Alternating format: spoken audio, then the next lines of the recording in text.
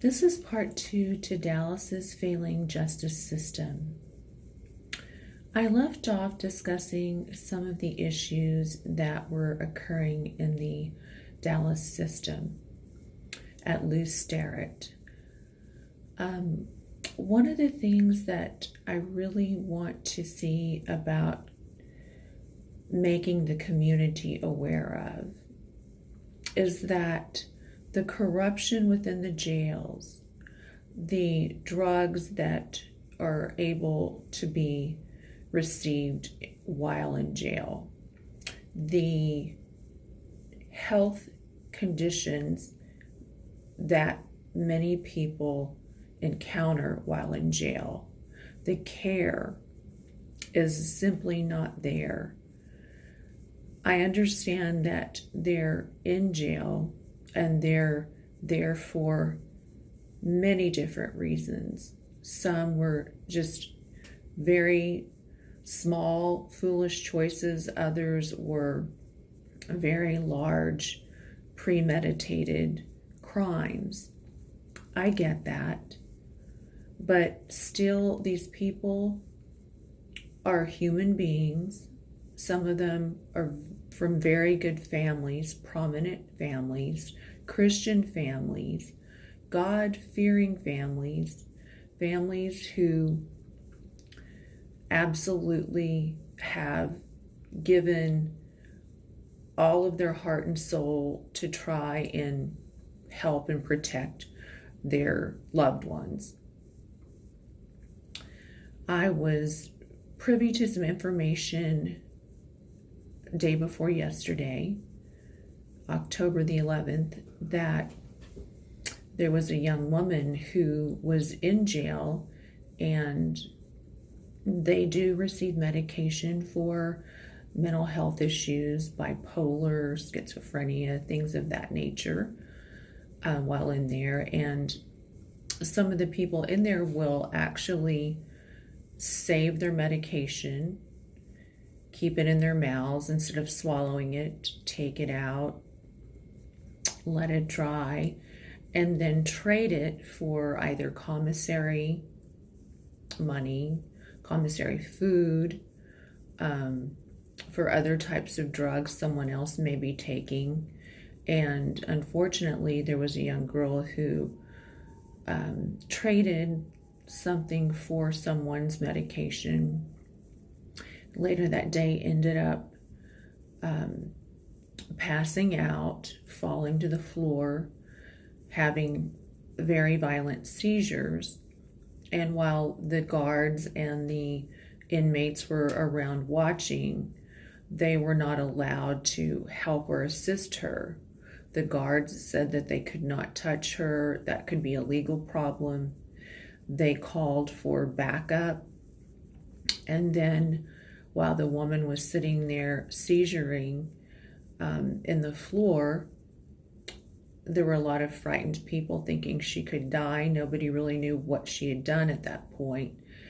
However, the guards were not able to go kneel beside her, render any type of aid, talk to her.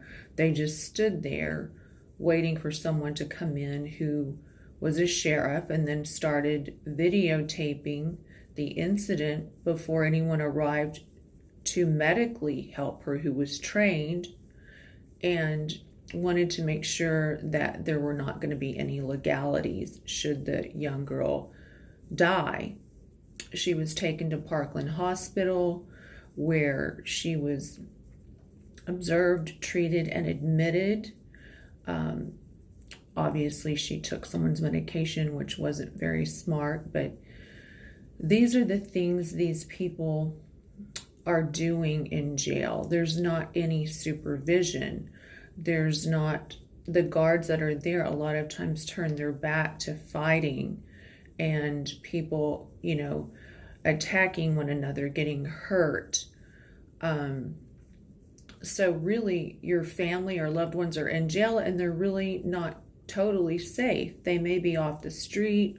They may not be able to harm themselves or anyone else, but it's just an environment that really needs a lot of cleanup, a lot of attention, a lot of training, a lot of the right medical type people there, people who actually are not hardened to what they see every day, but that actually go to their job and actually care about another human being.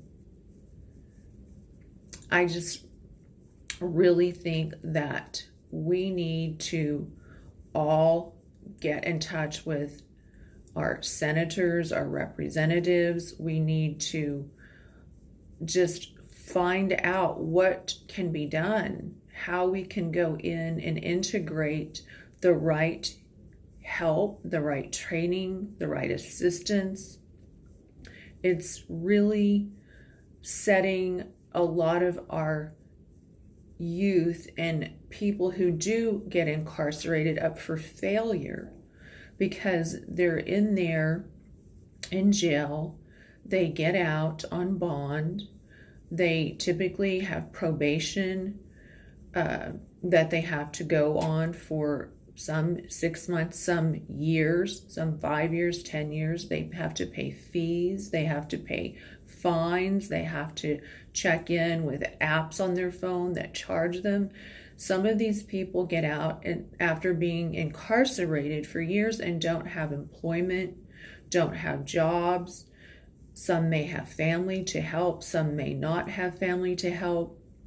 And those that don't are left feeling rather hopeless and destitute, because they then have to say, okay, how am I going to be able to get a job while I have a felony or a record that is going to pay me enough money to survive and live, and also pay my probation, my fines, my fees.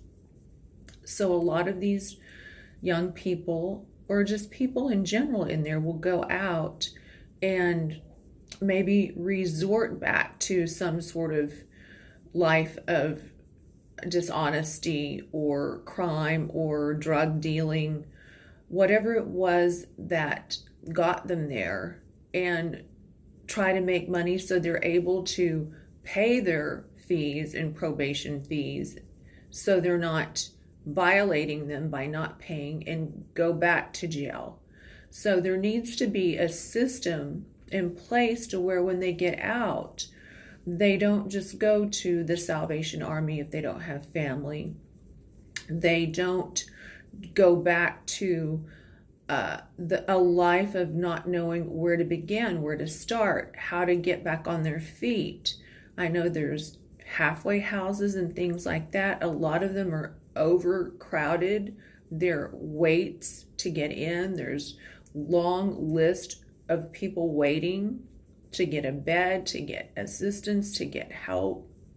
There's so many resources, so much real estate, so many buildings, so many people, developers, the community that could all start working on some of these meetings that are held in our city for ideas and planning, zoning for the right type of facility to be built and in place to help set these people up for success, for rehabilitation, for hope, for a chance to make it in this world.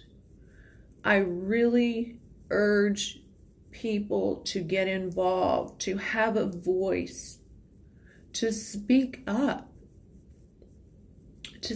for these people who may not have family, may not have a voice.